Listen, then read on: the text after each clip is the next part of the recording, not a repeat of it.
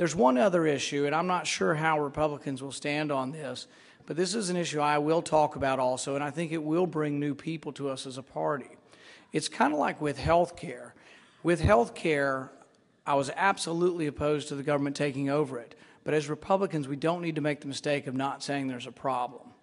And so we should have a good message for a private solution for health care. I would have preferred trying to make health care and health insurance more like term life insurance, multi-year policies with higher deductibles, health savings accounts, and bring the market into it. But there's one other issue I'm going to talk about that people have talked about.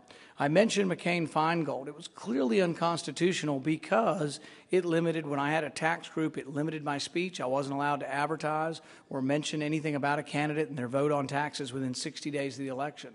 I think that's clearly unconstitutional. But at the same time, why did McCain-Feingold come about? Because people think that money is corrupting politics.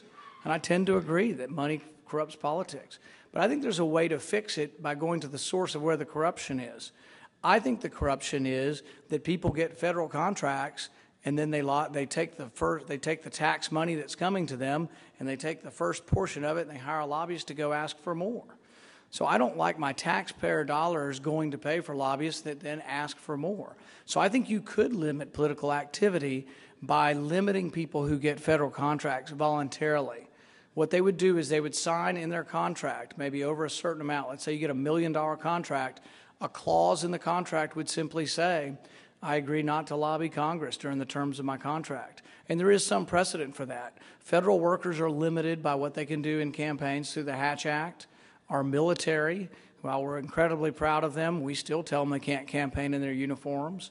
And if they're active duty, even out of uniforms, their superiors can tell them they're doing too much. So we do have certain limits on expression in our country.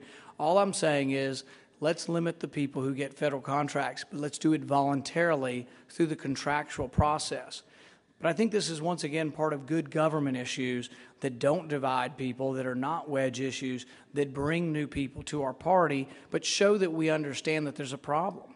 And healthcare is the same way. We have to acknowledge there's a problem, and we have to have solutions for it. And I'd like to close by saying that what we also need is someone who will present optimism. I hope to be that person.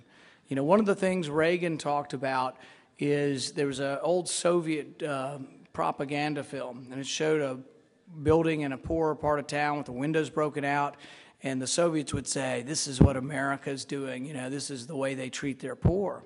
But it backfired on them because the Soviets looked through the window and they saw color television sets in half the windows. And in the Soviet Union at that time, you were lucky if you were upper middle class to have a TV set. We have an incredible humanitarian system. It's our American system. We should be proud of it. It's capitalism, it's profit, it's private property, but it's why we can be the most generous country in the world.